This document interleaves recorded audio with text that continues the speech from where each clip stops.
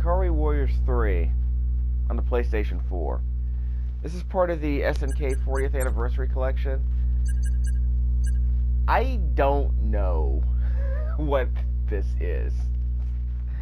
I have played the NES version in an earlier video. Look, it's terrible. We all know it's terrible if you've got a chance to play it. But I can sort of kind of appreciate what they were trying to do, which is Double Dragon from a top-down, three-quarter overhead view, you know. I can understand why you might want to do a top-down Double Dragon game.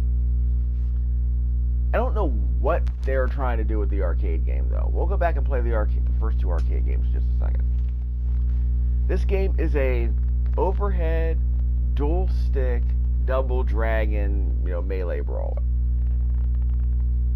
It's going to be hard for me to kind of put that into words once we get this game started. Don't get too concerned about the button layout here, because what matters here, generally, is that the back punch button is the back punch button is the throw weapon button, the punch button is the shoot stab button, jump and kick are separate, and we'll explain that in a second.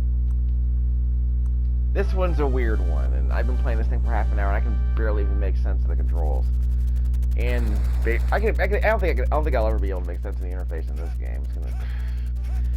And by the way, see at the top of the screen, you have your life bar on the left. Okay, fine. You have the number of lives right to the right of that life bar. Okay. And there's a 49 miles or 49 minutes from skull icon. That's the timer. There's no reason to overly complicate things. That's like the timer in Final Fight, where if you don't get through the level by the end of the timer, you're captured. So, again, manuals would be nice. Clear interface would be nice, but 49M, I had no idea what that meant. So I think I'm finally starting to make sense of it. We'll see how it goes. Finally. I died, actually, at one point. And I'll probably show you that at the end of the video. Being tricked by our false information. Okay, there's your story, kids. Yeah, there's your story. Okay.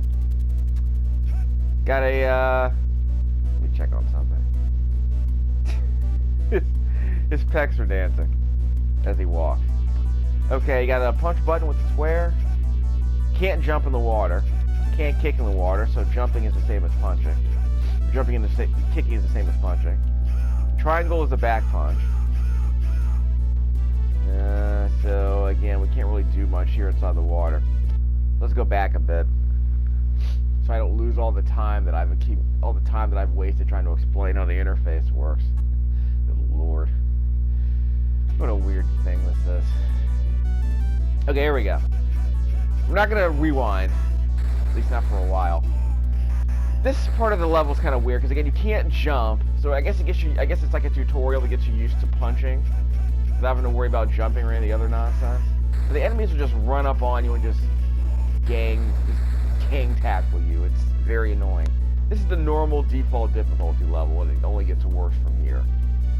Enemies will just completely bum rush you. You might make contact with your punches, you might not. It's kind of hard to tell, really. I guess the strategy seems to be press the attack button in the enemy's general direction and see if you can make contact, and hope that the game recognizes the collision detection. Otherwise, you're going to get grabbed or stabbed. Like that. Again, and I just did a jump kick because I was falling into the water. We'll talk about that later. Okay, now I can jump. Jump with the X button. Punch, or kick, with the square button. Punch with circle button. Triangle is a back punch button. You can also press L2 for this back punch button. Because remember, they tried to remap the arcade controls for a PS4 controller. R1 doesn't do anything. R2 punches. So that means we can have a little fun here. Let's see. Well, we're not going to remap the controls yet. Let's stick with the default setup, and then we'll switch it later if we have to. Because, like I said, I can't make sense of this game. There are a couple of other things we're going to try. We're going to do a jump kick using this game's dual stick controls. Remember, you're moving in one direction and you're facing the other direction. So you're moving with the left stick and you're attacking with the right stick. You can press the right stick to the left to attack in that direction. Press from the right for that direction. This isn't as cumbersome as Double Dragon 2, where you had like, you pressed one button to attack to the left and another button to attack to the right. But this seems to take it to a whole new friggin' level, and you're better off just using buttons instead. I can't imagine how they had the control set up in the arcade. I'll see if I can find some pictures online, see what the cabinet looks like. But this thing is, ugh. Can you imagine trying to play this game for the first time, having to pump $1 into it just to make sense of it? Not to say I'm opposed to innovation, but if you gotta pay to learn how to play a game sometimes and it makes no sense, it's just needlessly frustrating. You can jump kick, so that's good. You cannot jump punch, nor can you jump back punch. So basically, the only reason to jump is to kick. And you can do some sick cyclone kicks, like in Double Dragon 2. See? This is actually an interesting bit that I thought was in the NES game, where it's like you could spin in the air like this. You can pirouette in the air for no reason while you're jumping. And at the same time, you can do a spin kick. Now, is it a useful skill? I don't know. This kick seems useful because it seems to have a bit of range. Maybe a tiny bit more range than the punch, I can't tell. Well, throw the oil can at him. They'll eventually blow up. Due to being disturbed, I suppose. Oh yeah, these grenades will just randomly appear sometimes. Yeah, see, like, stuff like that. Enemies will sometimes grab you from behind, like in Streets of Rage. But at least in Streets of Rage, you can kind of see when it was coming. Let's see. Gah. So basically, while you're being attacked, you know, people will bum rush you, and I guess that's expected. I want to say this game had the grab from behind feature way before Streets of Rage did. This game came out in 1990, right? Maybe 1989. So I think they beamed to the punch there. Because I got an extra life for the 20,000 points. And of course, I'm losing a lot of lives because these enemies are just bum. See, look at that. They just bum rush you. You can barely even see them coming. The screen is very tiny because, you know, a lot of these SNK games have a very tiny play field. It's a vertically oriented screen. So the sides are always kind of cramped. And you throw these really large characters in here and it makes it even worse. The first two Ikari Warriors games were shoot-em-ups. They tried to turn this into a Double Dragon-like melee brawler, and it's kind of a mess. And I can understand why they kind of moved away from this whole thing. Because I can understand why they stopped making, you know, top-down shooters, because I guess maybe they want to move ahead to the next generation. Do some Double Dragon-like games. And I guess in a way they kind of anticipated, you know, where brawlers were going with Ninja Turtles and such, but this thing is... Like, obviously there are lots of arcade brawlers back in the day. Ow! But just trying to make sense of this. It's like, yeah, let's take our twin-stick shooter cabinets and turn them into melee brawlers. I don't know what they were thinking. I got 9 seconds left, so I'm gonna die, trust me. Let me get that. Okay, so I can kick with this knife. Sometimes that green dude over there on the left I just killed will grab you. So that silver fox I just killed could just, you know, spin kick you to death. Really freaking annoying. Okay, I got a new timer, that's good. That was one of the reasons I died, is that I had one life and I wasn't moving fast enough. I kept rewinding. And the problem with rewinding is that if you don't die, the timer doesn't reset. Grab my knife. He's running away, I guess, to grab the... I guess he ran away to grab the, oil can, I don't know. Grab the oil drum. Again, worthless parallaxing that obscures the play field for no reason. Strategy, I guess, but it's not exactly immersive because, in a real... Let's pretend this is real. Let's pretend that your view would be obscured by roof girders. By roof scaffolding. Like if this were a dark area, I would understand that. You know, Shinobi Shadow Dancer did that. I don't know what they're doing here. It's like it's POW, I suppose.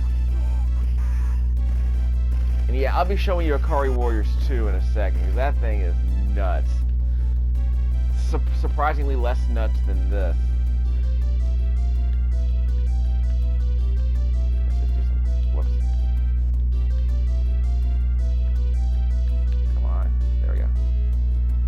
guy's gonna disappear?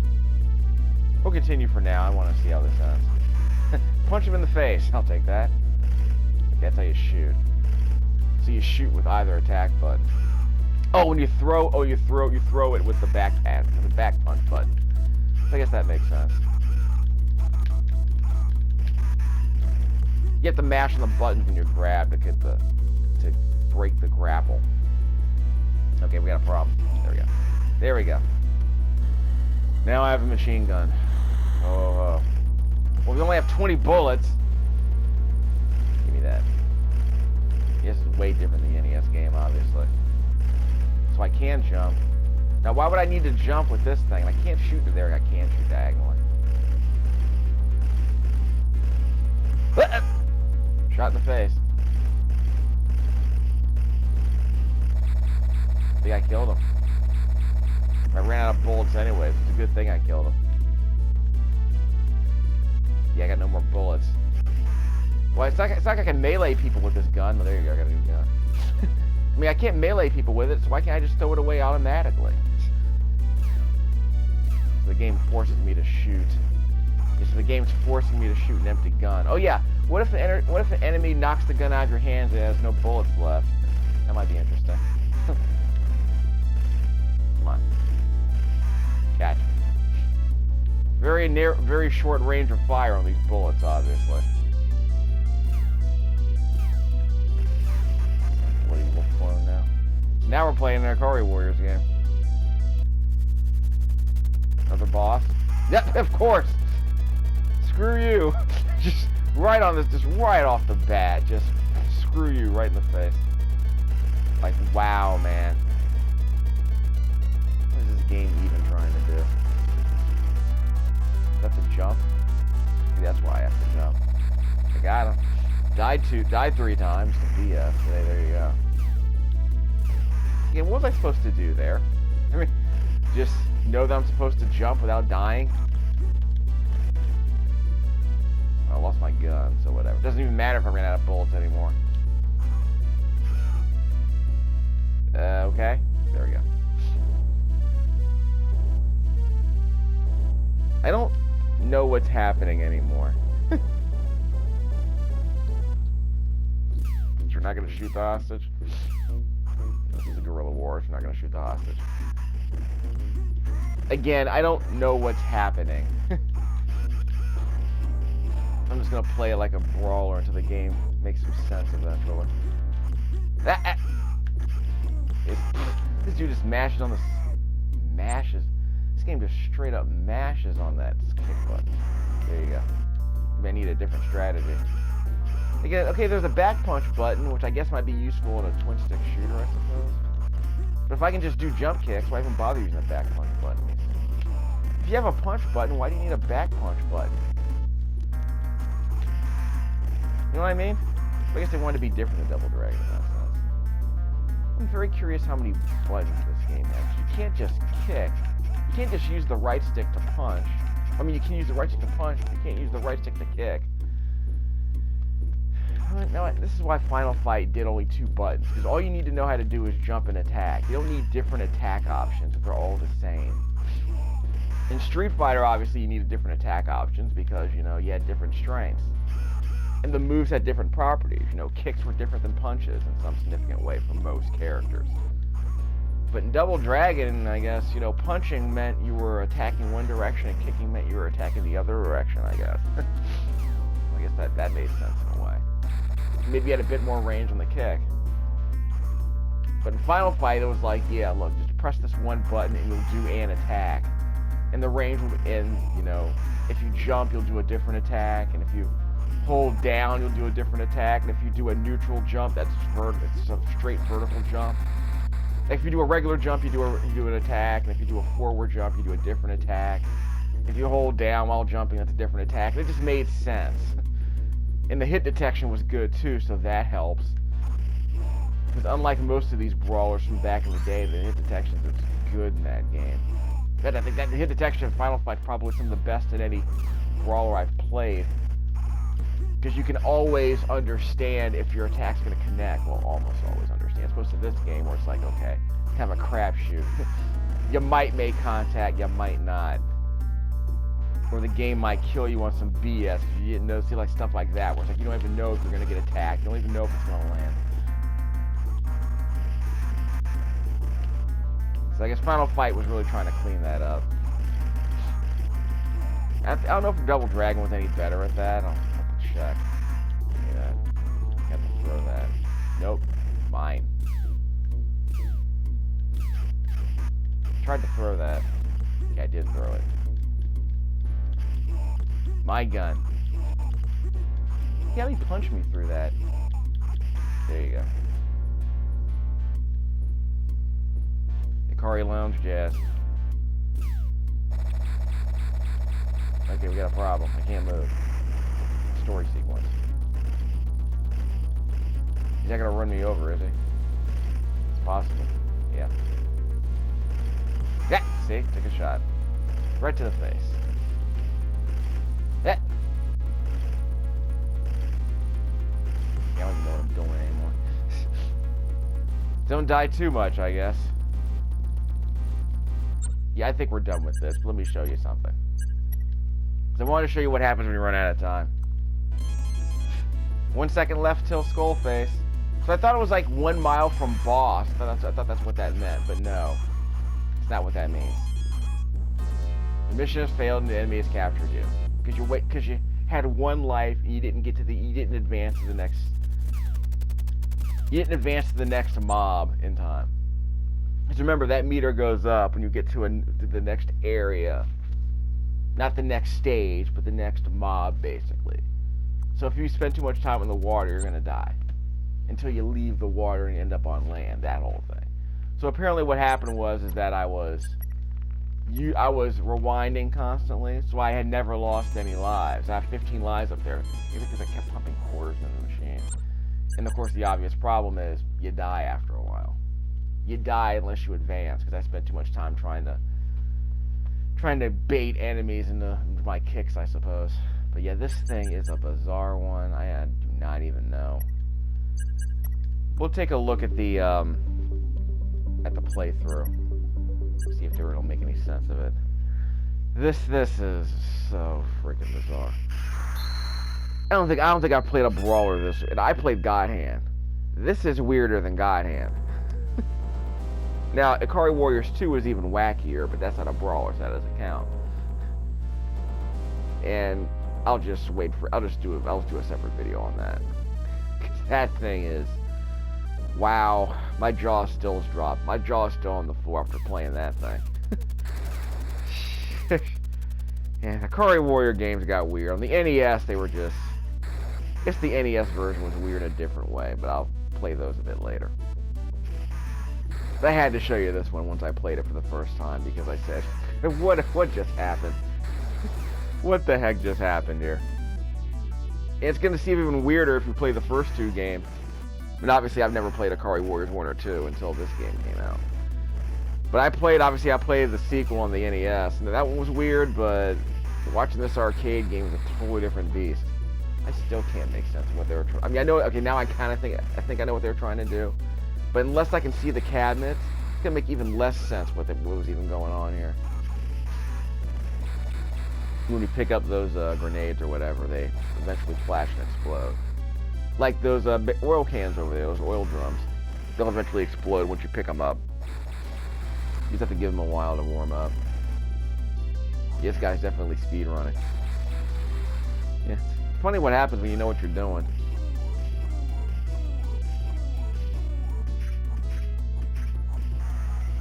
2 frames of animation. Oh well. You got sprite scaling there. Pre-Neo Geo sprite scaling.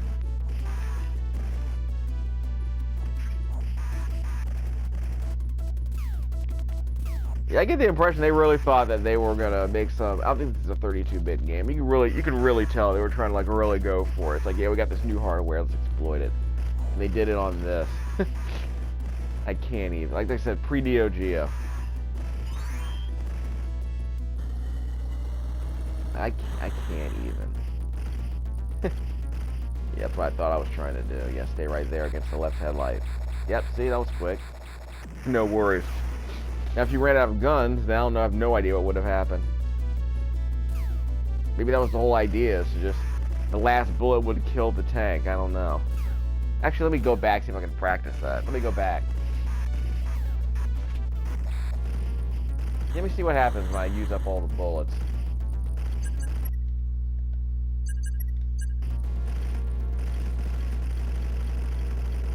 Just a second. We're researching. I'm out of bullets. Okay, so another dude shows up with a gun.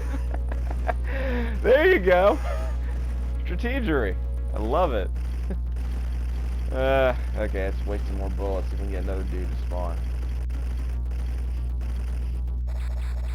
I killed him. I didn't take a whole lot of effort.